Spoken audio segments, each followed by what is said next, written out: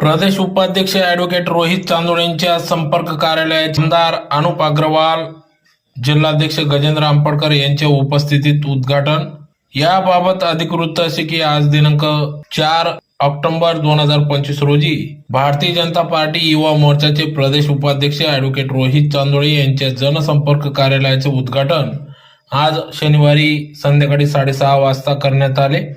धुळे शहराचे आमदार अनुप अग्रवाल यांच्या हस्ते या कार्यालयाचे उद्घाटन करण्यात आले, तर अध्यक्षस्थानी भाजपा महानगराध्यक्ष गजेंद्र आंबटकर हे होते। तर शहरातील बांबू गल्लीतील जुन्या भाजपा कार्यालयासमोर ॲडव्होकेट चांदोडे यांचे या जनसंपर्क कार्यालयाचे उद्घाटन आज करण्यात आले। जनतेच्या सेवेसाठी या ठिकाणी या कार्यालयाचं या ठिकाणी उद्घाटन करण्यात आले असून पेठ विभागातील हक्काचे ठिकाण म्हणून या कार्यालय ओळखले जाणार असून भारतीय जनता पक्षाचा सबका साथ सबका विकास या ध्येय धोरणानुसार तसेच सर्वसामान्यांच्या अडीअडचणी व मूलभूत सेवा सुविधांचे प्रश्न सोडवण्यासाठी आणि आपल्या सर्वांच्या सहकार्याने पेठ विभागातील विकासाचा रथ पुढे नेण्यासाठी या कार्यालयाचा शुभारंभ या ठिकाणी करण्यात आला।